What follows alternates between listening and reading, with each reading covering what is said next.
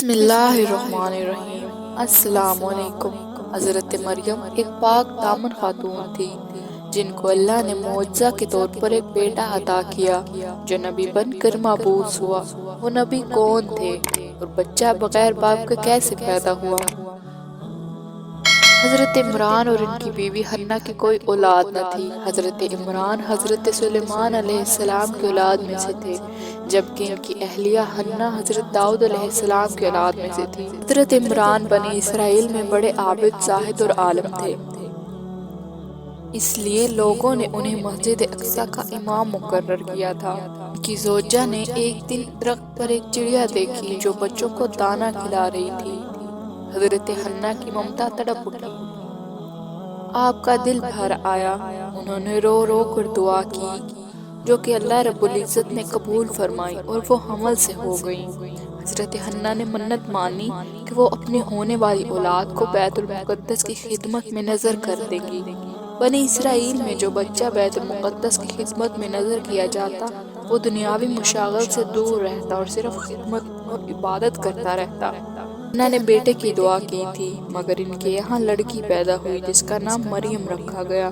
سریانی زبان میں مریم کا معنی خادم کی ہے۔ حضرت مریم پیدائش سے پہلے ہی خدمت کے لیے وقف تھی، اسی لیے ان کا نام خادم کے معنی پر رکھا گیا۔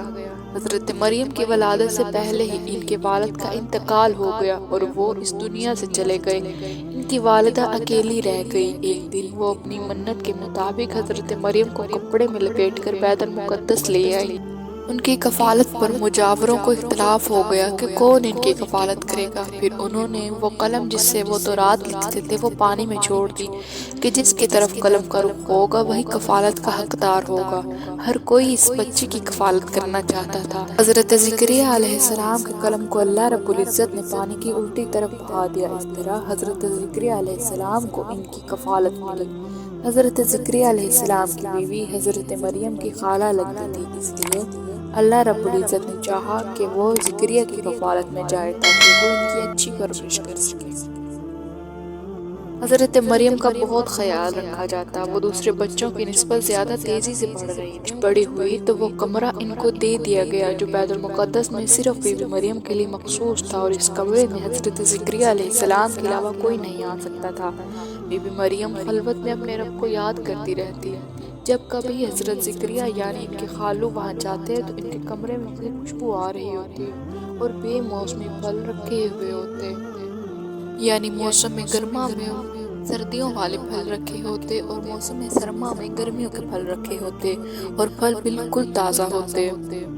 بے موسمی پھل دیکھ کر جب حضرت زکریا ان سے پوچھتے تو بی بی مریم فرماتی کہ یہ نعمت اللہ کی دی ہوئی ہے۔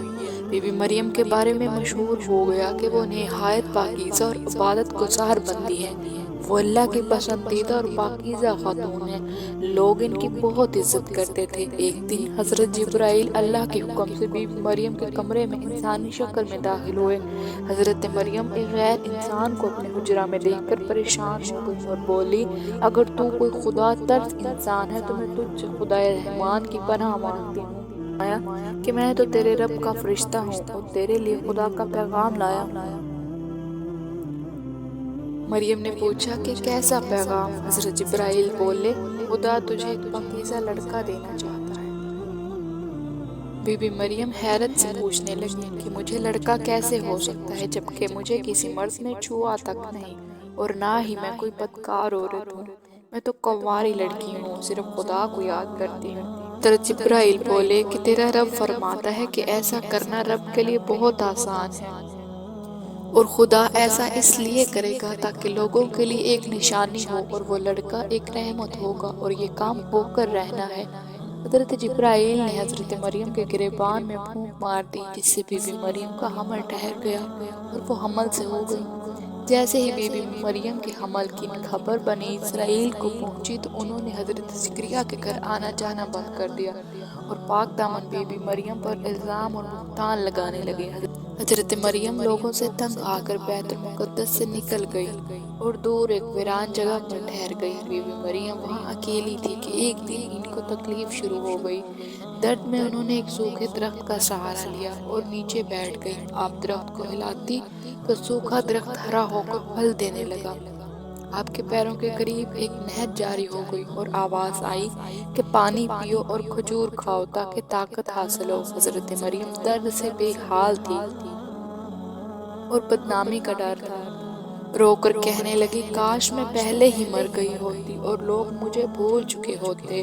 اسی دوران ان کے بیٹے کی ولادت ہوئی۔ آواز آئی، اپنی اولاد کو دیکھ کر آنکھوں کو ٹھنڈک پہنچاؤ۔ اللہ کے حکم سے وہ بیٹے کو لے کر واپس بنو اسرائیل آئی۔ لوگوں نے بہت دل آزار باتیں کی۔ بی بی مریم نے فرمایا کہ یہ اللہ کا معجزہ ہے، تم چاہو تو اس بچے سے پوچھ سکتے ہو۔ حضرت مریم کی اس بات کو سن کر لوگ بہت حیران ہوئے اور کہنے لگے کہ یہ کیسے ممکن ہے؟ ایک شیر خوار بچہ کیسے بول سکتا ہے؟ یہ کیسے بات کر سکتا ہے؟ معجزہ کے طور پر وہ بچہ بول اٹھا۔ حضرت عیسیٰ بولنے لگے کہ بے شک میں اللہ کا بندہ ہوں، مجھے اس نے کتاب دی ہے اور مجھے نبی بنایا ہے اور مجھے بابرکت بنایا ہے جہاں کہیں بھی ہوں، اور مجھے نماز اور زکوٰۃ کی وصیت کی ہے جب تک میں زندہ ہوں، اور اپنی ماں کے ساتھ نیکی کرنے والا، اور مجھے سرکش اور بدبخت نہیں بنایا، اور مجھ پر سلام ہے جس دن میں پیدا ہوا اور جس دن میں مروں گا اور جس دن زندہ کر کے اٹھایا جاؤں گا۔ اس واقعہ کے بعد حضرت مریم مصر چلی گئی۔ 13 سال کی عمر میں حضرت عیسیٰ کو لے کر بیت المقدس واپس آ گئیں۔ حضرت مریم زیادہ جی نہ سکی اور روایات کے مطابق 51 سال کی عمر میں وفات پا گئی۔ ان کی وفات 35 عیسوی میں ہوئی، مگر اس تاریخ پر اختلاف پایا جاتا ہے۔ عیسائی مذہب کے لوگ آپ کو پاک بی بی مریم کے نام سے یاد کرتے ہیں۔ بی بی مریم کو عقیدت و احترام کی نظر سے دیکھتے ہیں۔ آپ وہ واحد خاتون ہیں جن کا نام قرآن کریم میں آیا ہے۔ حضرت مریم پاک دامن اور